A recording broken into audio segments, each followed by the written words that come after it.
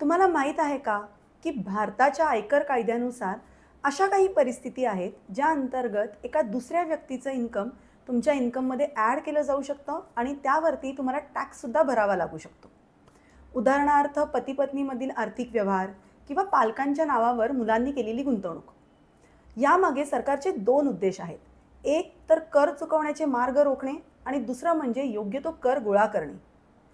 आजच्या व्हिडिओमध्ये आपण समजून घेणार आहोत की दुसऱ्या व्यक्तीचं कधी आणि कोणतं इन्कम तुमच्या इन्कममध्ये ॲड केलं जाऊ शकतं.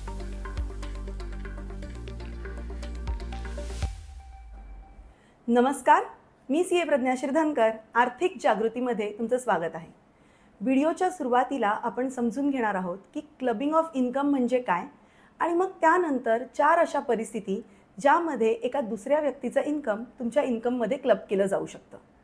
आता क्लबिंग ऑफ इन्कम हा इन्कम टॅक्समध्ये एक महत्त्वाचा विषय आहे. जेव्हा एका दुसऱ्या व्यक्तीचं इन्कम तुमच्या इन्कममध्ये ॲड केलं जातं आणि त्यावरती टॅक्स भरण्याची जबाबदारी ही तुमच्यावर असते, त्याला इन्कम टॅक्समध्ये क्लबिंग ऑफ इन्कम असं म्हणतात. मग आता ह्या 4 परिस्थिती कुठल्या आहेत त्या आपण एक एक करून डिटेलमध्ये समजून घेऊया. पहिलं आहे transfer of income without transfer of asset.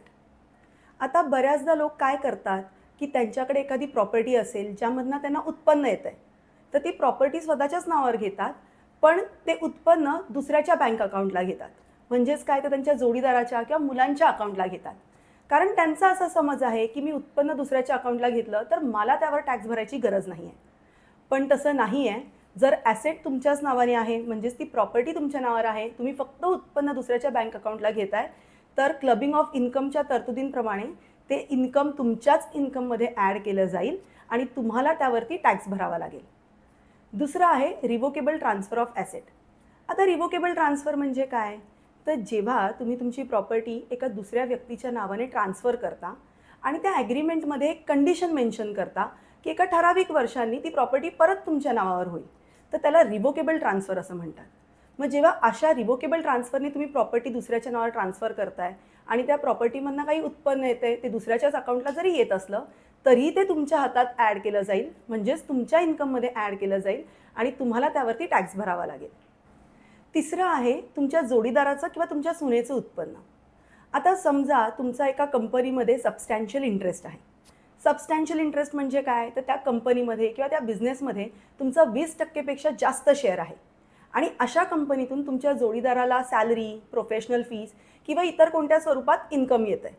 तर मग तुम्हाला 2 गोष्टी तपासायच्या आहेत. एक, की तुमच्या जोडीदाराच्या टॅलेंट, स्किल्समुळे त्याला ते उत्पन्न येतं आहे, की 2, तुम्हाला फक्त बिझनेसमध्ये खर्च दाखवायचा आहे, जोडीदाराकडे काही स्किल्स नाहीत आणि तुम्ही असंच त्यांना सॅलरी किंवा प्रोफेशनल फीज दाखवताय.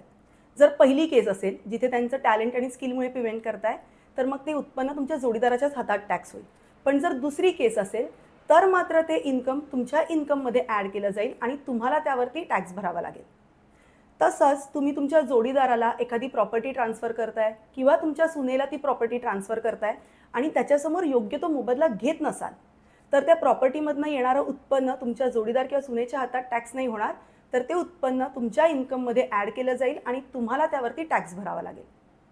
चौथं आहे income of minor child. Minor child म्हणजे कोण, तर ज्याचं वय 18 वर्षांच्या आत आहे. मग अशा मायनर चाइल्डला जर काही उत्पन्न येत असेल तर ते उत्पन्न त्याच्या आई किंवा वडिलांच्या हातात ॲड करून त्यांना त्यावरती टॅक्स भरावा लागेल. मग आई की वडील, तर दोघांपैकी ज्याचं उत्पन्न जास्त आहे त्याच्या इन्कममध्ये ते ॲड केलं जाईल आणि मग त्याला त्यावर टॅक्स भरावा लागेल. उदाहरणार्थ समजा त्या मायनर चाइल्डनी एखादा गेम खेळला आणि त्याच्यात त्याला लॉटरी लागली आणि त्याला 1 लाखाचं बक्षीस मिळालं. मग आता हे 1 लाख त्याच्या आईवडिलांपैकी ज्याचं उत्पन्न जास्त आहे त्याच्या हातात ते ॲड केलं जाईल आणि त्यांना त्यावरती टॅक्स भरावा लागेल. पण 2 अशा परिस्थिती आहेत जिथे मायनर चाइल्ड म्हणजेच अल्पवयीन मुलांचं इन्कम त्याच्या आईवडिलांच्या हातात टॅक्स केलं जाणार नाही. पहिलं आहे की त्या मुलाच्या टॅलेंट आणि स्किल्समुळे जर त्याला उत्पन्न येत असेल, जसं की तो गायक आहे किंवा डान्सर आहे आणि सिंगिंग डान्सिंग करून जर त्याला काही उत्पन्न मिळत असेल, तर ते त्याच्या आईवडिलांच्या हातात टॅक्स केलं जाणार नाही. आणि दुसरं आहे की तो मायनर चाइल्ड डिसेबल्ड आहे, तर त्या परिस्थितीतसुद्धा त्याच्या आईवडिलांच्या हातात ते इन्कम टॅक्स केलं जाणार नाही. आता जर तुमची मुलं मेजर असतील, म्हणजे काय, तर 18 वर्षांच्या वर त्यांचं वय असेल, तर त्यांना जे काही उत्पन्न येतं आहे त्यासाठी त्यांना त्यांचं पॅन कार्ड काढायचं आहे आणि त्यावरती टॅक्स भरण्याची जबाबदारी ही त्या मुलांवर असेल. सो मी आशा करते की आजच्या व्हिडिओमुळे तुम्हाला क्लबिंग ऑफ इन्कम म्हणजे काय हे व्यवस्थित समजलं आहे आणि कोणत्या परिस्थितीत दुसऱ्या व्यक्तीचं इन्कम तुमच्या इन्कममध्ये ॲड करू शकतात हे सुद्धा तुम्हाला समजलं आहे. तुम्ही ह्यापैकी काही गोष्टी करत असाल तर नक्कीच काळजी घ्या, जेणेकरून इन्कम टॅक्सच्या दृष्टीने तुमच्यावरती कोणतीही कारवाई होणार नाही. व्हिडिओ आवडलाच असेल, त्यामुळे तुम्ही त्याला आधीच लाईक केलं असणार. आता या महत्त्वाच्या माहितीला इतरांपर्यंत पोहोचवण्यासाठी ह्या व्हिडिओला जास्तीत जास्त शेअर करा आणि आर्थिक जागृती या आमच्या यूट्यूब चॅनलला सबस्क्राईब करा. थँक्यू.